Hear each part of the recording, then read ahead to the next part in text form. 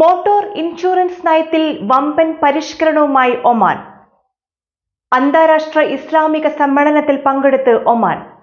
പക്ഷിപ്പനി, കേരളത്തിൽ നിന്നുള്ള പക്ഷികളുടെ ഇറക്കുമതി ഒമാൻ നിരോധിച്ചു.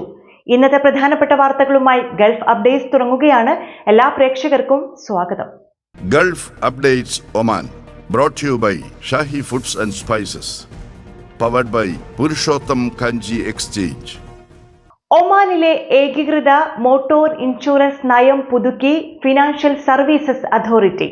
ഇൻഷുറൻസ് സംരക്ഷണം വ്യാപിപ്പിക്കുകയും സേവനങ്ങളുടെ നിലവാരം മെച്ചപ്പെടുത്തുകയും ചെയ്യുന്ന ഭേദഗതികൾക്ക് അംഗീകാരം നൽകുന്നതാണ് അതോറിറ്റിയുടെ പുതിയ ഉത്തരവ്. ക്ലെയിം തീർപ്പാക്കുന്നതിന് വ്യക്തമായ സമയപരിധി നിശ്ചയിക്കുകയും നടപടിക്രമങ്ങൾ ലളിതമാക്കുകയും ചെയ്യുന്നതാണ് പ്രധാന മാറ്റം. പുതുക്കിയ നയപ്രകാരം പ്രകൃതി ദുരന്തങ്ങൾ, കാലാവസ്ഥാ വ്യതിയാനങ്ങൾ എന്നിവ മൂലം വാഹനങ്ങൾക്കുണ്ടാകുന്ന മെറ്റീരിയൽ നാശനഷ്ടങ്ങൾക്കുള്ള കവറേജ് ഇനി സ്വമേധയാ പ്രാബല്യത്തിലാവും. തേർഡ് പാർട്ടി ഇൻഷുറൻസ് ഉൾപ്പെടെ എല്ലാ മോട്ടോർ ഇൻഷുറൻസ് പോളിസികൾക്കും ഇത് ബാധകമാണെന്ന് FSA വ്യക്തമാക്കി.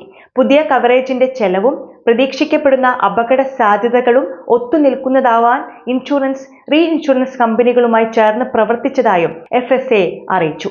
നിശ്ചിത സമയപരിധിക്കപ്പുറം വാഹന അറ്റകുറ്റപ്പണികൾ വൈകുന്ന സാഹചര്യത്തിൽ നഷ്ടപരിഹാരം നൽകുന്നതിനുള്ള പുതിയ വ്യവസ്ഥയും ഭേദഗതിയിൽ ഉൾപ്പെടുത്തി. ഇതുമായി ബന്ധപ്പെട്ട വിശദാംശങ്ങളും വിശദമായ ചട്ടങ്ങളും പിന്നീട് FSA പുറത്തിറക്കും. ഈജിപ്തിൽ നടക്കുന്ന സുപ്രീം കൗൺസിൽ ഫോർ ഇസ്ലാമിക് അഫയേഴ്സിന്റെ 36ാമത് അന്താരാഷ്ട്ര സമ്മേളനത്തിൽ ഒമാൻ വഖഫ് മതകാര്യ മന്ത്രാലയത്തെ പ്രതിനിധീകരിച്ച് മന്ത്രി ഡോക്ടർ മുഹമ്മദ് സയ്യിദ് അൽ മഅമരിയുടെ നേതൃത്വത്തിൽ ഒമാൻ പ്രതിനിധി സംഘം പങ്കെടുത്തു. സമ്മേളനത്തെ അഭിസംബോധന ചെയ്ത് മന്ത്രി ഇസ്ലാമിക വിഷയങ്ങളിൽ സംവാദങ്ങൾക്ക് വേദിയൊരുക്കുന്നതിനും സംയുക്ത ഇസ്ലാമിക പ്രവർത്തനങ്ങൾ പ്രോത്സാഹിപ്പിക്കുന്നതിനും ഈജിപ്ത് തുടർച്ചയായി പുലർത്തുന്ന പ്രവർത്തനത്തെ പ്രശംസിച്ചു. നിർമ്മിത ബുദ്ധി വ്യാപകമായി ഉപയോഗിക്കപ്പെടുന്ന പശ്ചാത്തലത്തിൽ തൊഴിൽ നൈതികതയും തൊഴിൽ ഭാവിയും നേരിടുന്ന വെല്ലുവിളികൾ സമ്മേളന വിഷയം പ്രതിഫലിപ്പിക്കുന്നുവെന്ന് മന്ത്രി പറഞ്ഞു. പുതിയ തൊഴിൽ സംവിധാനങ്ങളിൽ മനുഷ്യന്റെ സ്ഥാനം സംരക്ഷിക്കുന്നതും തൊഴിലുകളുടെ ആത്മാവും അർത്ഥവും നിലനിർത്തുന്നതുമാണ് പ്രധാന വെല്ലുവിളിയെന്ന് മന്ത്രി പറഞ്ഞു. സാങ്കേതിക വിദ്യ പുരോഗതിക്ക് സഹായകരമായ ഉപകരണമായി തുടരേണ്ടതുണ്ടെന്നും സാമൂഹിക സന്തുലിതാവസ്ഥയെ ഭീഷണിപ്പെടുത്തുകയോ നീതി ദുർബലപ്പെടുത്തുകയോ തൊഴിലിന്റെ മൂല്യം ശൂന്യമാക്കുകയോ ചെയ്യരുത് എന്നും അദ്ദേഹം ഊന്നിപ്പറഞ്ഞു.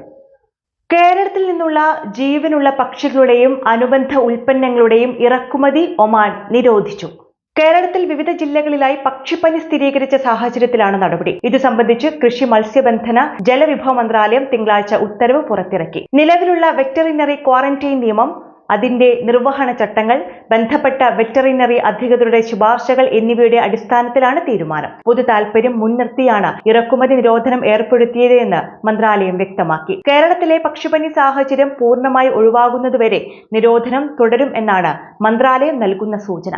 അതേസമയം ലോക മൃഗാരോഗ്യ സംഘടന പുറത്തിറക്കിയ ടെറസ്ട്രിയൽ അനിമൽ ഹെൽത്ത് കോഡ് മാനദണ്ഡങ്ങൾ പാലിച്ച് ആവശ്യമായ താപസംസ്കരണത്തിനോ പ്രോസസ്സിംഗിനോ വിധേയമാക്കിയ ഉൽപ്പന്നങ്ങൾക്ക് ഈ നിരോധനം ബാധകമല്ലെന്ന് മന്ത്രാലയം അറിയിച്ചു. ബന്ധപ്പെട്ട എല്ലാ അധികാരികളും അവരുടെ അധികാര പരിധിക്കുള്ളിൽ തീരുമാനം കർശനമായി നടപ്പാക്കണമെന്ന് മന്ത്രാലയം വ്യക്തമാക്കി.